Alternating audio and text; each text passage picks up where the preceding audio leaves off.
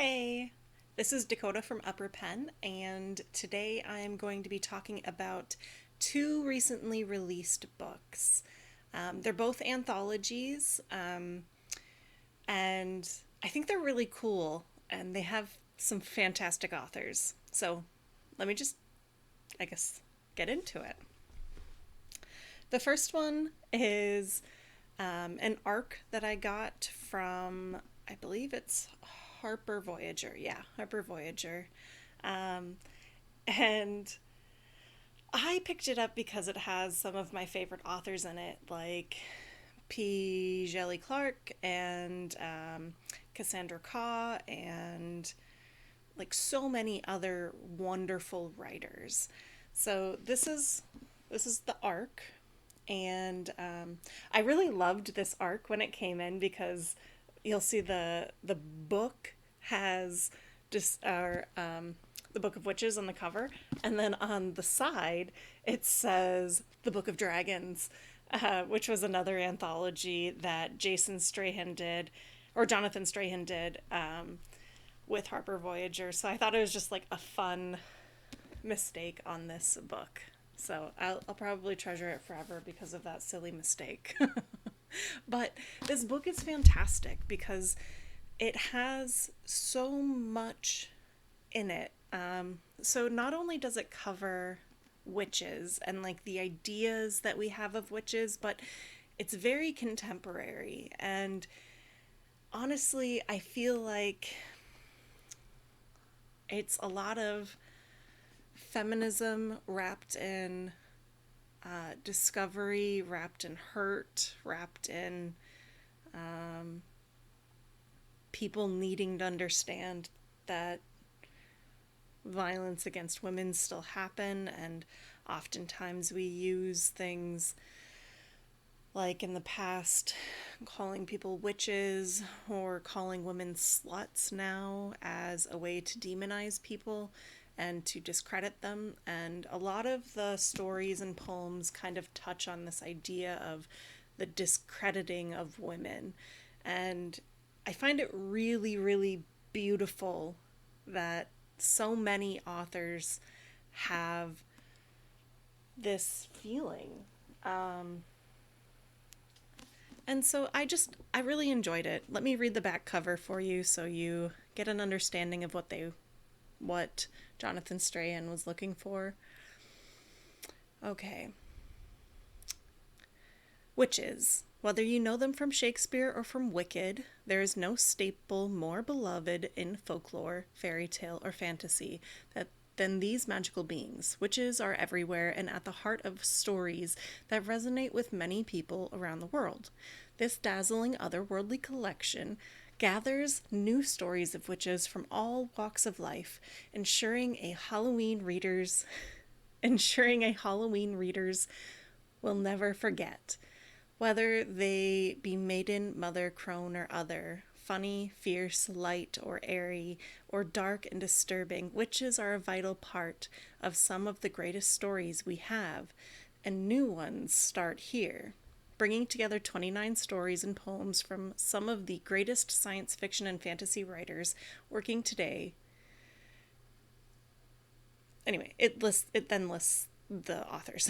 But it is it's so true that witches are in so many different folklore stories, and I love how all of these people have carried these ideas of witches and created new folklore or expanded on existing folklore and stories. I don't know, I just loved it.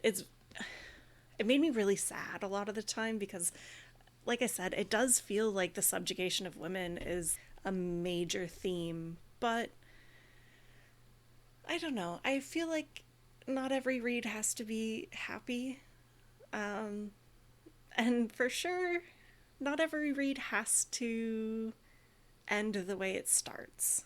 So they might start unhappy, and they might come to a ending where you feel content. And a lot of times I love that. I love that we can go from strife in a short story to understanding by the end of 20 pages. And so that is just amazing to me. So this released, what was it? August 1st, 2023. So go out, get this. I was so happy to have read it, though. I love all of these authors so much. And I found new favorites.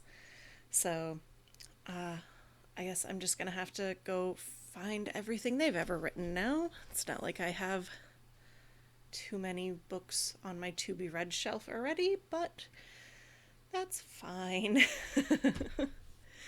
So, the second book that I wanted to talk about today is another anthology, like I mentioned at the beginning. And this one is called Fit for the Gods, and it is an anthology of reimaginings of Greek stories. And these are like way different. Okay, so, like, the first one is written in the format of an interview, which I find fantastic. And all the characters are modern day. I want to say Athena is a CEO of a big corporation, and it's a story about, or maybe it was Aphrodite, but it's a story about Medusa, and it's fantastic. I don't know how to describe it other than it's just fun to read. And the reason I actually picked up this book is because it has Valerie Valdez, who wrote The Chilling Effect. Why can't I think of them? Anyway, Chilling Effect is one of the books, one of the three that she wrote. Prime Deceptions was the last one. Fault Tolerance was the last one. I don't remember the order. But anyway, I loved those books, and I love her story in this collection, which is about Atlanta.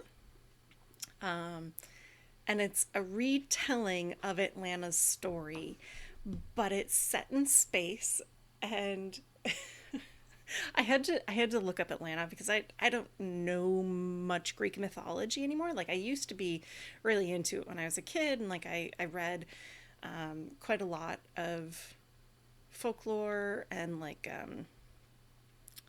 textbooks on it, but I guess I never really read the stories themselves. Like, I didn't really read Homer, and I didn't read like classics. I read interpretations of them, so I had no idea what Atlanta's story was, so I had to go and look it up. And Valerie Valdez, holy crap, does she do such a fantastic job reimagining Atlanta and Palm's relationship, and it's just so tense. Okay, so in that story, it's set in outer space, and Atlanta is a street racer type of thing, but like in spaceships, and she is forced into finding the boar, which is a person that is like really dangerous, and she's had run-ins before, and it kind of like lines up with the previous story, the old story. But it's so amazing, and her writing is so fantastic, and that's the thing, all of the writing in this is so fantastic, and it's so amazing. And I thought this was so sweet and light in comparison to the Book of Witches, which was a lot heavier for me. But I think because these are such archetypal stories, maybe in Western literature, that we can play with them, and we can make them ridiculous, and we can make them fun and weird, but those archetypes are still there, so we're still grounded. And it can still cover like really difficult things like the original myths did themselves. So I don't know. I just thought it was fantastic. Um, I did not get an arc of this. I waited to do this review until I got this from my local bookstore the day it came out. So, just enjoy. I'll read the back blurb real quick. Zeus, Athena, Apollo, Aphrodite, and their fellow Olympians feel almost as real and larger than life today as they did when they were actively worshipped as gods. Humanity has told and retold stories about the characters from Greek and Roman myth for centuries. Yet the authors in this collection show how these tales still have a power for metamorphosis that would impress Ovid, taking this familiar lore to new destinations around the globe and from the far flung past to the distant future. The stories in Fit for the Gods will be like ambrosia for those craving fresh interpretations of their favorite myths, and will give longtime fans a chance to finally see themselves in these beloved legends. So you can see how, like, this one, this book is much lighter than this book. That's not to say that one is better than the other. The writing in the Book of Witches is fantastic. The stories are heartfelt and impactful, and it's hard to not think about them when you're done reading them. And then in Fit for the Gods, the book is it's entertaining, and I find it just immensely enjoyable. And the fact that it's short stories too makes it like easy to digest a bunch of them. I I don't always go for short stories because usually I want more story. But because these are reimaginings, I feel like I already have that extra story if I go read the myth or if I go read the origin story of the character. So I don't feel like either of these books really are lacking anything, or they don't even feel like the stories needed to be expanded. I mean, would I be sad if Valdez wrote an entire book with Atlanta? No, no, I would not be sad. Would I read it immediately? Yes, I would. Would I be sad if Fonda Lee wrote an entire collection of short stories following her witches? No, no, I would not be sad. Would I immediately go buy it? Yeah, I would. I'd probably pre order it. These two books read together were like the same, two sides of the same coin. And I loved it. I loved it so much. And I really think that they do belong next to one another. So if you're in the mood for short stories, The Book of Witches and Fit for the Gods, I highly, highly recommend both of them.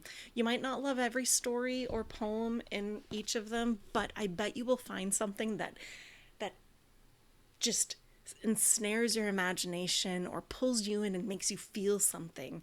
And that that is why I love literature.